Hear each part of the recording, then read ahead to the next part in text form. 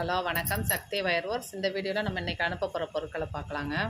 இது பார்த்திங்கன்னா நார்மல் வயரில் 12 கட்டு, கிளாஸ் வயரில் 4, அப்புறம் நெல்லிக்காய் பாசியில் ஒயிட் 1/2 கிலோ கேட்டிருந்தாங்க. இது ஒரு ஆர்டருக்காக அனுப்புகிறோம்.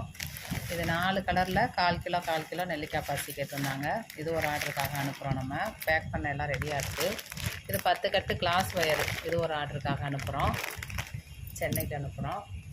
இது பெங்களூருக்கு அனுப்புகிறோம். நார்மல் வயரில் 5 கட்டு, இது காரைக்குடிக்கு அனுப்புகிறோம்.